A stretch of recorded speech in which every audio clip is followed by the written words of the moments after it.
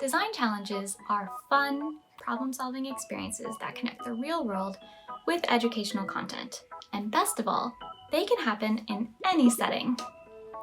Throughout this video, you'll see the innovation design process at work in this wind-powered delivery design challenge.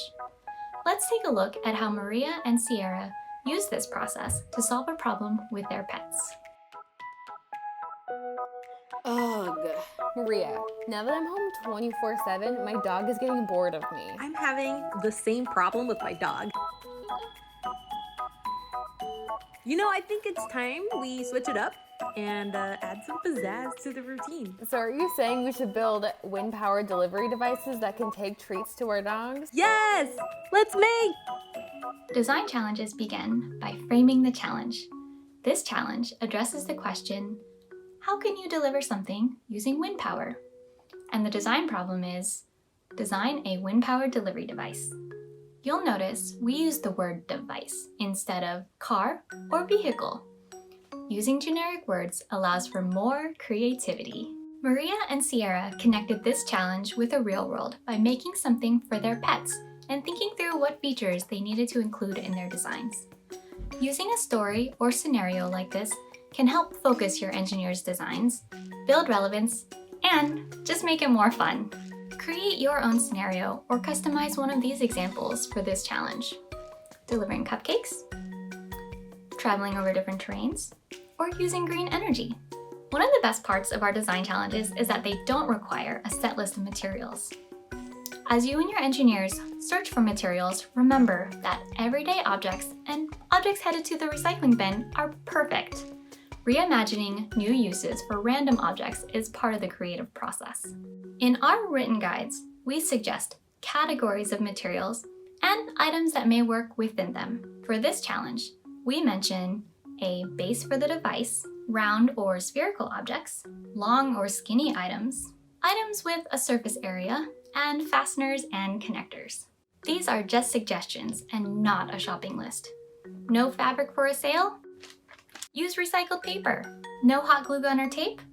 Use rubber bands or twist ties. Anything that can connect two items can work. Still having a hard time finding materials to use? No problem. Have your engineers draw out their ideas instead. Sketching and journaling is an important part of the design process. Okay, now that we have some supplies, it's time to assemble. First, build the base frame of your device. And be wary of bandits. Swipe or no swiping. You can totally add some personality to your ride. Or keep it simple with a classic design. Now, why don't we figure out a way to catch some air? It is wind-powered after all. I built a sail using some fabric and held it together with chopsticks. I built a frame out of wooden sticks to hold up some bubble wrap that then acts as a sail. Once engineers have materials, it's time to imagine and create. They can brainstorm first using questions like, are there devices that you've seen that you can use for inspiration?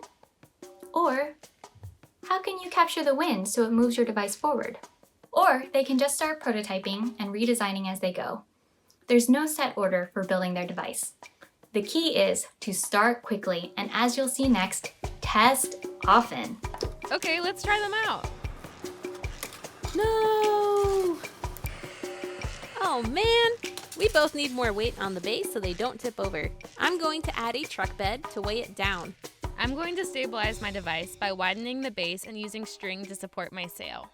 Maria, what did you do about the wheels? I tried using toilet paper rolls, but it spun out of control.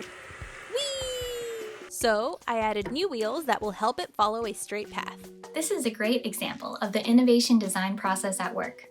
Maria and Sierra's devices failed several times. This is critical to prototyping. Create, test, reflect, and repeat.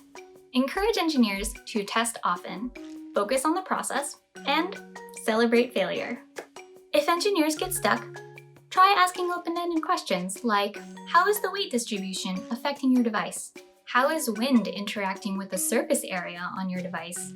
How might friction and different materials moving across the bottom of your device affect your design? Encourage them to keep journals, record data, and reflect on their process. After a few failed attempts, I think we're ready for our devices to meet our critics.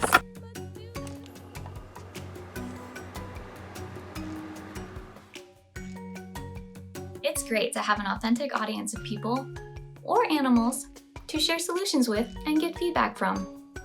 Maria and Sierra were bold and went right to the source, sharing and testing with their dogs. Sharing is a chance to connect the design challenge back to the real world, and there's a number of ways to do that, from informal sharing to get quick feedback, to formal sharing to culminate the activity.